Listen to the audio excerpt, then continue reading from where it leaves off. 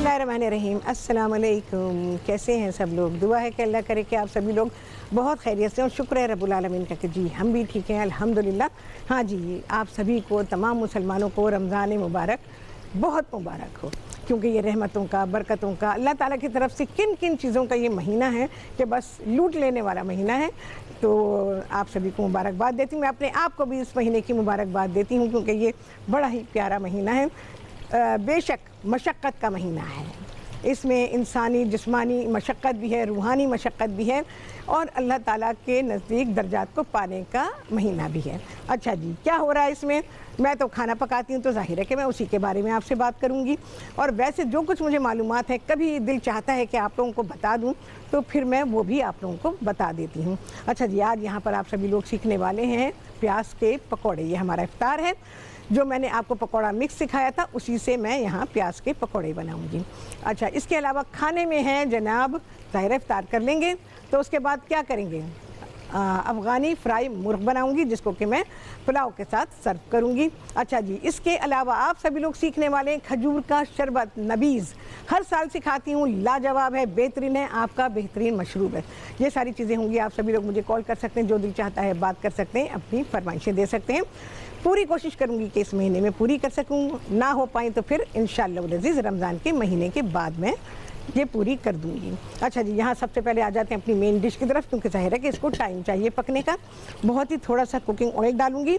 Dish में क्या क्या चीज़ें जा रही हैं वो मैं इसमें जो कुछ गया है वो मैं भी आपको बता दूँगी। अच्छा जी, एक बात और कहना चाहूँगी कि भाई वैसे तो हमारा दीन हमें बहुत सारी बातें बताता है, सफाई के मामले में भी बताता है, और बहुत सारी चीज़ें हैं जो कि हमें बताई जाती हैं, जिसमें कि हमें हाथ धोना, हम जब काम करते हैं अपने तो हमें हाथ धोने पड़ते हैं।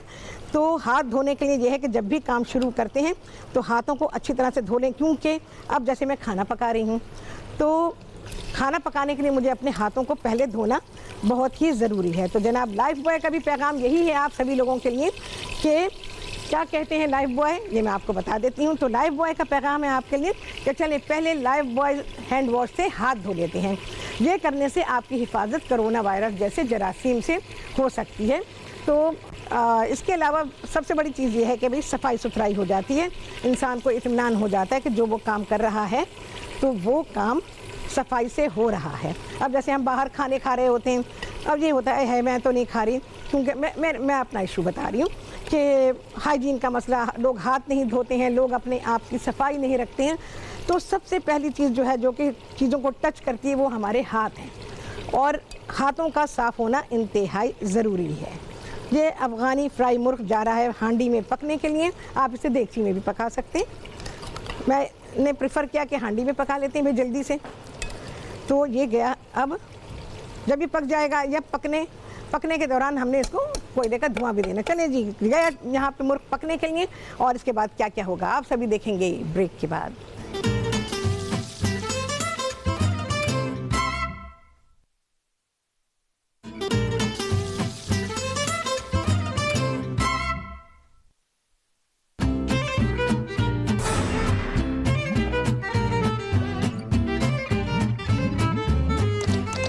हाँ जी, वापसी हो गई है ब्रेक से, और आप सभी को कहती बहुत ही खुशामदीद अपने प्रोग्राम में। अच्छा जी, प्याज के पकौड़े मैं आपको सिखा चुकी थी, उसी पकौड़ा मिक्स से प्याज के पकौड़े हमारे यहाँ तैयार हैं। अच्छा, अब यहाँ पर मैं चिकन को धुआं लगा रही हूँ। जो अफ़गानी फ्राई मुर्ग मैं बना रही हूँ, इसको हमने धुआं लगाना है।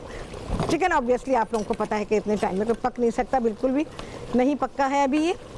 तो बस जितना टाइम है प्रोग्राम का, मैं उस हिसाब से ही कर रही हूँ। यहाँ पर मैं कोयला लगा दूँगी इसको।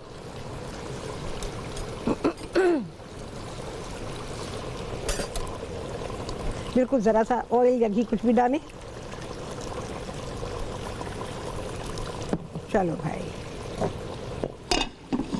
इसको ढक दिया है, ठीक है भाई, ये हुआ।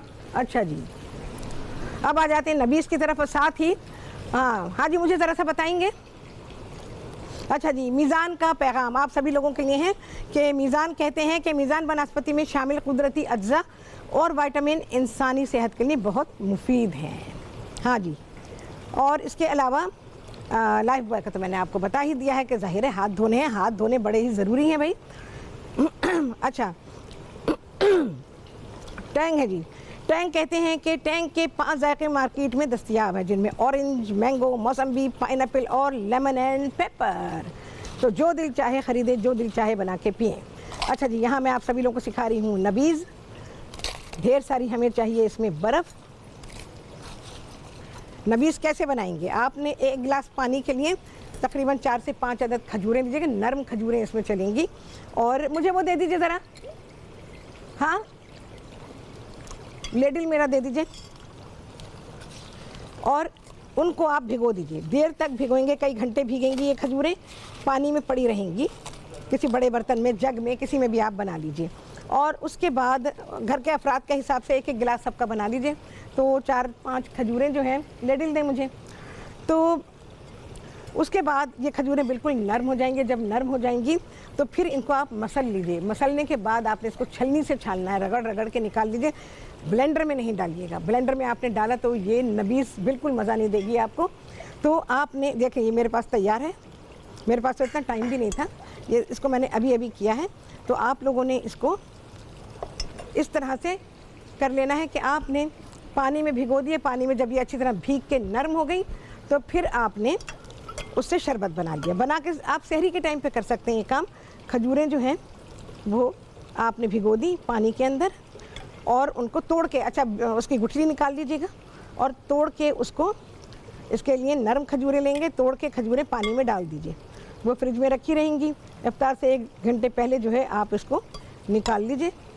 इसको अभी हम भाई अपनी प्लेट में लगाएंगे और इसको फिर आपने गिलास चाहें तो तैयार करके रख सकते हैं, लेकिन अगर आप बर्फ़ डाल रहे हैं तो फिर जस्ट बिफोर सर्विंग आपने ये तैयार करना है अपना गिलास। और उसके बाद आपने ये शरबत आपका तैयार हो गया पीने के लिए। ये पी लेने के बाद आपको कोई ख्वाहिश नहीं रहेगी कोई चीज़ भी खाने की, लेकिन फिर भी अगर खा रहे हैं तो वो आपकी, मैं क्या बताऊँ, आपकी मर्ज़ी है।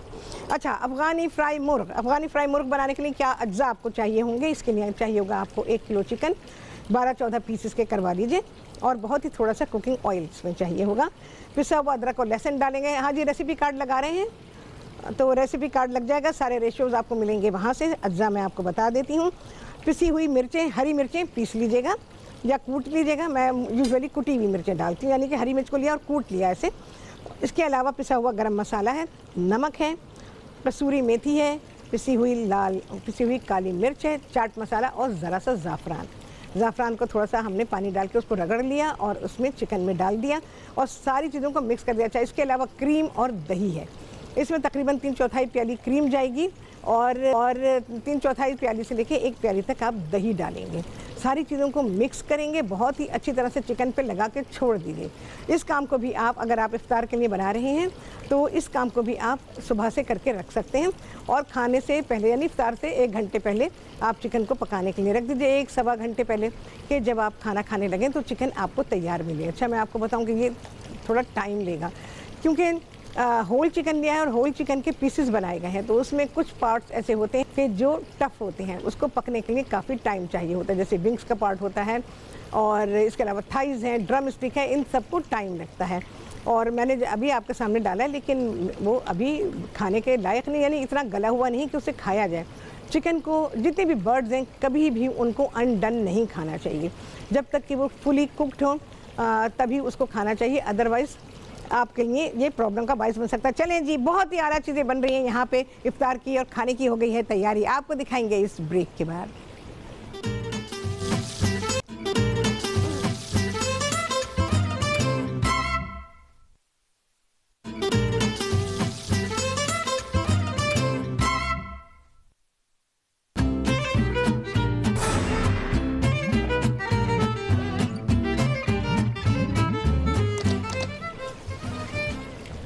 हाँ जी, वापसी हो गई है ब्रेक से और आप सभी को कहती हूँ बहुत ही खुशामदीद अपने प्रोग्राम में। अच्छा जी, प्याज के पकौड़े मैंने आपको सिखा दिए थे। पकौड़ा मिक्स जिसने बना के रखा है उसे तो बहुत ही आसानी है। और पकौड़ा मिक्स अगर तैयार है तो हस्बे ज़रूरत आपने निकालना है और प्याज काट लीजिए। जिस तरह की आप प्याज के पकौड़ों में देखिए प्याज ज़्यादा होती है। प्याज के पकौड़ों में क्या क्या चीज़ें शामिल करेंगे जब आप पकौड़ा मिक्स को इस्तेमाल करेंगे, तो इसमें मैंने प्याज डाली है, हरा धनिया और हरी मिर्च, इसके सिवा कुछ भी नहीं डाला। और इनको आपने तैयार जो आपका बेसन है जो पकौड़ा मिक्स से आपने तैयार किया है, पानी डाल के उसको आप फेंट लेंगे और फेंटने के बाद मिक्स कर लेंगे और उसमें प्याज डालेंगे, हरी मिर्च और हरा धनिया जो कि प्याज में ही मिक्स कर दिया था वो उसमें आप शामिल कर देंगे। उसके बाद आप पकौड़े बना लीजिए। जब पकौड़े बन जाएंगे तो फिर आपने इसके ऊपर चाट मसाला डालना है। चाट मसाला आ गया, अब आपके पकौड़े तैयार हैं। चाट मसाला डाल के टॉस कर लें थोड़ा सा, और बेहतरीन से ये पकौड़ा जो हमारे प्याज के पकौड़े हैं ये तैयार हो गए हैं। इसके ऊपर मैंने चाट मसाला डाला, बाकी तो मेरा अपना स्टाइल हरा धनिया वो मैंने इस पर डाला है, और साथ ही मैंने इसके अंदर भी हरा धनिया डाला हुआ है। अच्छा जी, इसके अलावा नबीज़ बेहतरीन बेवरेज आपका, तो वो भी मैंने आपको बता दिया, नहीं तो अभी टाइम हो तो मैं उसको रिपीट कर दूँगी। इसको ज़रूर बनाइएगा, ये आपको बहुत ही फ़ायदा देगा। अच्छा जी, 7 अप का पैगाम आप सभी लोगों के लिए। 7 अप कहते हैं कि 7 अप लाया दिल की बात कहने का नया अंदाज़। 7 अप के साथ यानी आप 7 अप लाएंगे तो फिर आपके दिल की बात कहने का अंदाज़ पता चलेगा कि आप अपने दिल की बात का इजहार कैसे करते हैं। तो आप 7 अप लाइए, और ये है 7 अप का पैगाम आप सभी लोगों के लिए। अच्छा, नबीज़ की रेसिपी मैं रिपीट कर देती हूँ आप लोगों के लिए कि नबीज़ बनाने के लिए आप सबसे पहले जो खजूर की ख़रीदारी करेंगे वो नरम खजूरें होनी चाहिए। इसके अलावा आप 1 गिलास जो हमारा रेगुलर गिलास होता है 250 ml या 300 ml का, उसके लिए आपको कम से कम भी 5 से 6 खजूरें चाहिए, और इनको आपने नाप के पानी रखिए और गिन के खजूरें डालिए। खजूर की गुठली निकाल लीजिएगा, इसको बड़े प्याले के अंदर डाल दीजिए या जग में डाल दीजिए, जैसे आपको आसानी हो। बस ये चीज़ें आ जाएँ आपके घर में, जितने अफराद हैं आपको उस हिसाब से ही ये बनाना है। हर फर्द का अगर 1-1 गिलास है तो। और उसके बाद आपने इन खजूरों को भिगो देना है। खजूरों को कई घंटे भीगेंगी तो बहुत ही अच्छा है, और अगर ये काम आप सहरी में कर लें तो बहुत ही अच्छा रहता है, या सुबह उठ के कर लें। तो इसको भिगो दें, और भिगोने के बाद आप इसको फ्रिज में रखें, और इफ्तार से तकरीबन 1 घंटे पहले आपने खजूरों को इसी पानी में मसल के आपने छलनी रखनी है और इसको छान लेना है। और जब ये छन जाएगी तो उसमें छलनी में सिर्फ उसके छिलके रह जाएंगे। ये छिलके मैंने क्यों छाना है इसको, क्योंकि सबसे पहली बात है कि आपका बेवरेज बहुत ही स्मूथ होना चाहिए। दूसरी बात है कि खजूर के छिलके जब आप ये पिएंगे तो ये आपके थ्रोट में बहुत ही चुभेंगे, और ये आपको डिस्टर्ब करेंगे और नबीज़ के टेस्ट को स्पॉइल कर देंगे। तो इसलिए आपने इसको छानना ज़रूरी है, और छान लीजिए। उसके बाद हस्ब ज़रूरत इसमें बर्फ़ डालिए, या वैसे ही वो ठंडा है तो वैसे ही पी लीजिए, और हर घूंट के बाद आपके मुंह से वहाँ निकलेगी। यकीन जाने बहुत ही लुत्फ़ आएगा। तो आप बहुत सारी चीज़ें पीते हैं, पिएँ, लेकिन नबीज़ भी ज़रूर इस्तेमाल करें, और इसको रमज़ान में इस्तेमाल करें। इसके अलावा बाकी दिनों में भी आप नबीज़ पी सकते हैं, क्योंकि नबीज़ बहुत ही फ़ायदा देती है ओवरऑल। और सबसे बढ़कर जिन लोगों का पल्पिटेशन, इस मौसम में बहुत सारे लोगों को पल्पिटेशन होता है, यानी दिल की धड़कन तेज़ हो जाती है, ये उनके लिए बेहतरीन है। इसके अलावा जो दिल के मरीज़ हैं उनके लिए खजूर लाजवाब है। तो ये खजूर का शरबत जो है ये बहुत ही बेहतरीन है। हमारे नबी सल्लल्लाहु अलैहि वसल्लम का बहुत ही मरगूब मशरूब था ये। तो वो लगातार 2 दिन 3 दिन पीते थे। वहाँ जो भी सिस्टम था उस ज़माने में ज़ाहिर है रेफ्रिजरेटर का सिस्टम नहीं था, तो बना के रख दिया करते थे, और 2 दिन या 3 दिन 2 दिन पीते थे। तीसरे दिन फिर, हाँ जी, कुछ मुझसे कहा, अच्छा ओके। तो उसके बाद वो उसे या तो डिस्कार्ड कर दिया करते थे, या फिर क्योंकि रेफ्रिजरेशन का सिस्टम नहीं था तो इस वजह से, क्योंकि बाहर रहेगी तो फिर उसमें स्मेल हो जाती है, तो इस वजह से आप इसको, अभी मौसम गर्म है ज़ाहिर है, तो आपको इसको रेफ्रिजरेटर में ही रखना होगा। और रोज़ के रोज़ बनाइए, रोज़ के रोज़ इस्तेमाल करें। और बस चलिए जी, मैं इसको देख लेती हूँ इसकी क्या कंडीशन है। धुआं लगा चुके हैं, देखें ये बाहर रखा हुआ है, इसमें से कोयला मैंने निकाल दिया है।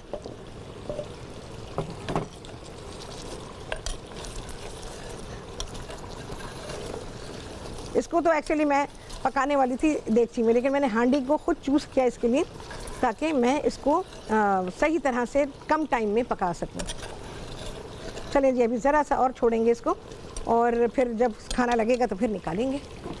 आप भी पहले से ना निकाल के रखिएगा, क्योंकि पहले से निकाल के रखेंगे तो फिर बात यह है कि ताज़ा खाना पका हुआ ठंडा हो जाता है, और जब ठंडा हो जाता है तो मज़ा नहीं रहता खाने में। चलें जी, आ गया है ब्रेक। इसके बाद आप सभी लोगों के सामने आएगा इफ्तार और बहुत ही आला खाना, आप देखेंगे ब्रेक के बाद।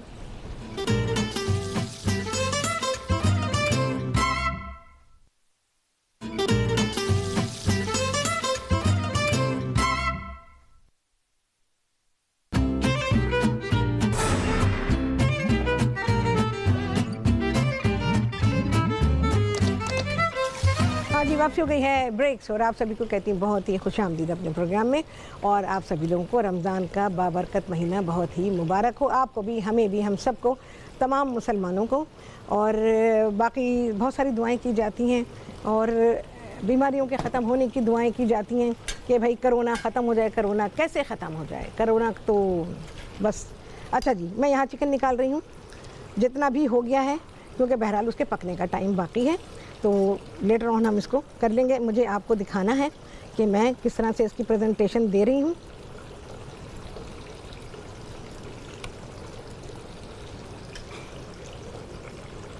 अच्छा, इसमें थोड़ी सी ग्रेवी सी अगर है, अगर आप रखना चाहें तो रख सकते हैं, नहीं तो इसको भून लीजिएगा पूरा। और इसको पूरी तरह से भून लेने के बाद आप इसको सर्व कर सकते हैं। चलो भाई, हमको तो इसे पकाना है थोड़ा सा। थोड़ा सा हरा धनिया डाला मैंने इसके ऊपर, और जी हमारी हरी मिर्चें। चलिए जी, और ये हो गया है डन डना डन, हमारा इफ्तार भी, हमारा खाना भी। अच्छा, खजूर आपने नहीं रखी है, अगर नबीज़ बना रहे हैं तो फिर खजूर की आपको ज़रूरत नहीं है कि आप खजूर रखेंगे इसमें, क्योंकि नबीज़ ज़ाहिर है खजूर से बनाया है हमने उसको। और अगर नबीज़ नहीं बनाई तो फिर आप खजूर रख सकते हैं। तो ये सब चीज़ें आपके सामने हैं। पकौड़ा मिक्स बना लेने से जिन लोगों ने बना के रखा होगा उन्हें कितनी आसानी लग रही होगी कि बस जाएंगे, ज़रा सा निकालेंगे, पानी डालेंगे और 2 मिनट लगेंगे सारी चीज़ों को मिक्स करने में, और जस्ट बिफोर इफ्तार जो है आप उसे फ्राई कर लेंगे और गर्मा गर्म ये आपके दस्तरखान पे। बिल्कुल इसी तरह से सारी चीज़ें हैं। चिकन को भी आप सभी लोगों ने देखा होगा कि मैं बड़े ही आसान तरीके से खाना पकाना सिखाती हूँ कि अगर आप चीज़ों को मैरिनेट करके रख देते हैं सुबह से, और आपने उसको डाला देगची में और बस पकाने के लिए रख दिया, इतनी देर में जब तक कि वो चीज़ तैयार हुई आपने अपने दूसरे काम निपटा दिए, तो उससे ये आसानी हो जाती है कि आपका वक्त भी बचता है। आप उस टाइम में कुछ और करना चाहें वो भी कर सकते हैं। अब ये होता है कि चलो जल्दी से नमाज़ पढ़ लो, जल्दी से ये कर लो। नमाज जल्दी से क्यों पढ़ लो भाई? काम जल्दी से कर लो, अपने सारे कामों को जल्दी से निपटा लो ताकि इत्मीनान के साथ नमाज़ पढ़ सको। अच्छा, ये भी बहुत दफ़ा होता है कि लोग कहते हैं भाई जल्दी जल्दी नमाज़ पढ़ के आओ, खाना खाना है। होता है ना ऐसा? बहुत सारे लोग कह रहे होंगे हाँ हमारे घर में होता है। नहीं, पहले खाना खा लें, उसके बाद इत्मीनान के साथ नमाज़ पढ़ें। नमाज जल्दी जल्दी ना पढ़ें, क्योंकि नमाज जल्दी पढ़ेंगे ना तो वो लुत्फ़ आएगा आपको, और ना नमाज का मकसद पूरा होगा कि नमाज़ पढ़ी क्यों गई है। उसका एक मकसद है ना पढ़ने का। ऐसा थोड़ी है कि हमने बस खाली उसका हमें कहा गया कि जी नमाज़ पढ़ो, मुसलमान है नमाज़ पढ़ो, तो नमाज़ पढ़ ली हमने और जल्दी जल्दी पढ़ ली क्योंकि हमें खाना खाना है। खाना आप खाएं वो भी इत्मीनान से खाएं, नमाज भी इत्मीनान से पढ़ें, ये अल्लाह का हुक्म है। तो इस तरह से चीज़ें अगर आप करते हैं तो ज़िंदगी में इत्मीनान आएगा। जल्दबाजी में कभी भी इत्मीनान नहीं आता। कामों को करें, मैनेज करके करें, पहले से प्लान करें उनको, और उसके बाद जब आप करते हैं तो आपकी चीज़ें मैनेज रहती हैं। जब मैनेज रहती हैं तो आप मेंटली पुरसुकून रहते हैं। जब मेंटली पुरसुकून नहीं होते तो फिर हाय मुझे अभी तो ये करना है, हाय मुझे अभी तो वो करना है, अभी मेरा ये रह गया, वो रह गया। दूसरी बात है कि कामों का बखेड़ा ना फैलाया करें।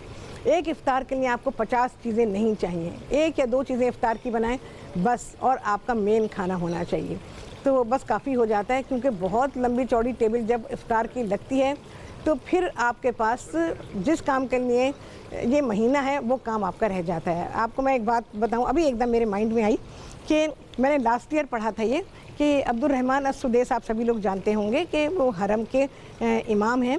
तो उनका एक मैसेज था, उन्होंने कहा कि मैं मर्दों से कहूँगा कि वो अपने घर की ख़वातीन से फरमाइशें करना बंद कर दें। वो कब नमाज़ पढ़ेंगी, कब वो कुरान पढ़ेंगी, कब वो अल्लाह की बातों को सुनेंगी, समझेंगी। उन्हें बच्चों से निजात नहीं है, उन्हें बच्चों से फ़ुर्सत नहीं है, उन्हें मर्दों की फरमाइशें पूरी करने से फ़ुर्सत नहीं है। तो आप उन्हें फ़ुर्सत दें, कम से कम खाने की चीज़ें रखें अपने दस्तरखान पर, और ऐसी रखें कि जिससे आपको अच्छा भी लगे, आपका पेट भी भरे, और ख़वातीन को कम से कम काम करना पड़े। क्योंकि जब इफ्तार हो जाता है तो अब मगरिब की नमाज़ का वक्त है, अब सारा दस्तरखान समेटना है, फैलावा इतना हो जाता है, कोई अपना काम करने को तैयार नहीं। शरबत के गिलास टेबल पे लुढ़के पड़े होते हैं, पानी के गिलास, प्लेटें गंदी। ख़वातीन को घर में ये सारे काम करने पड़ते हैं, तो वो अपनी मगरिब की नमाज का वक्त कब निकालेंगी? हर फर्द को अपनी ज़िम्मेदारी पूरी करनी चाहिए। अपनी प्लेट, अपना गिलास सब साफ़ करें, ख़ुद धो के रखें। ख़वातीन के ऊपर से काम के बोझ को कम करें, ताकि वो रमज़ान के महीने का जो कहा गया है रमज़ान का महीना कैसा होना चाहिए, उन्हें भी वो वक्त मिलना चाहिए ताकि वो ये सारे काम कर सकें। और इसके अलावा तो बाकी आप सभी लोग बहुत समझदार हैं कि ख़वातीन कम से कम फैलावा करें, बच्चों को ये आदत डालें कि वो फरमाइशें इतनी ना करें, ना माँ को तंग करें, ना घर में ख़वातीन को तंग करें। इस चीज़ की अहमियत को बच्चों के ज़हन में आपको बचपन से डालना है। अगर बचपन में नहीं सिखाए तो फिर सारी ज़िंदगी नहीं सिखा सकेंगे आपको, क्योंकि ये तरबियत बहुत छोटी उम्र से की जाती है। छोटी उम्र की तरबियत ही सारी ज़िंदगी काम आती है। अगर ये तरबियत ना हुई तो फिर आपको कुछ हासिल नहीं हो सकेगा। वो बच्चे तो खैर हासिल करेंगे ही नहीं, लेकिन उनके बड़े होने का जो फ़ायदा आपको मिलना चाहिए वो आपको नहीं मिल पाएगा। देखें जी, मैंने जो चीज़ें बनाई हैं, मेरा ख़्याल है मैंने बिल्कुल ठीक इफ्तार बनाया है। पकोड़े भी हैं, पकोड़ों का इंतज़ार होता है रमज़ान में। आप पूरे साल बनाएं, ये मज़ा नहीं आता पकोड़ों में। जो रमज़ान के पकोड़ों का मज़ा होता है, एक खुशबू सी फैलती है और ये पता चलता है हाँ जी इफ्तार का टाइम हो गया है, तो उसका मज़ा अलग है। पकोड़े ज़रूर बनाइए। और इसके अलावा शरबत भी हो गया, आपका मेन खाना भी हो गया, तो इफ्तार भी है, खाना भी है, इतना बहुत काफ़ी होता है। और इससे आपको टाइम भी मिल जाता है, फुर्सत भी मिल जाती है। जो डिश मैंने आपको सिखाई है वो बहुत ही कम टाइम में बन जाने वाली है। आपने मसाले लगा के रख दिए, देगची में डाला, पकाने रख दिया, अपने टाइम पर वो तैयार हो जाएगी 35-40 मिनट के बाद, और आपका खाना तैयार है। तो ऐसे ही चीज़ें मैनेज कीजिए। मैंने बेशुमार चीज़ें आपको सिखाई और इंशाअल्लाह वल अज़ीज़ सिखाऊंगी मैं आपको रमज़ान में, ताकि आप कम से कम वक्त कुकिंग में लगाएं और ज़्यादा से ज़्यादा वक्त जो अल्लाह का हुक्म है उसको पूरा करने में, ताकि आपको, हम सबको ही, ये तो मैं अपने आप को भी कहूँगी, मैं अपने घर में नहीं करती, इस तरह से बिल्कुल नहीं करूँ। जो चीज़ नहीं खाई जानी नहीं बनाना, जो चीज़ ज़ाया हो जाएगी नहीं करना। ये भी मुझे भी बड़े अरसे के बाद ये बात समझ में आई कि दस्तरखान पे इतना कुछ जो पीछे पड़ा रह गया है, ये अब इस्तेमाल में तो नहीं आएगा ना, अगले दिन फिर ताज़ा बनेगा। और इसके अलावा अगर आप किसी को देना चाहें, बेशक वो बहुत अच्छी हालत में, लेकिन अब कोई भूखा भी नहीं है, क्योंकि मुसलमानों के मुल्क में रमज़ान का महीना, तो शायद ही कोई भूखा होगा कि जिसको कि खाने की ज़रूरत होगी। सभी लोगों को खाना मिल जाता है। हाँ जी, कितने लगे चांद, आप सभी गिनेंगे। आपसे होने वाली मुलाकात अगले प्रोग्राम में बहुत ही आला रेसिपी के साथ इंशाअल्लाह उल अज़ीज़। अल्लाह हाफ़िज़।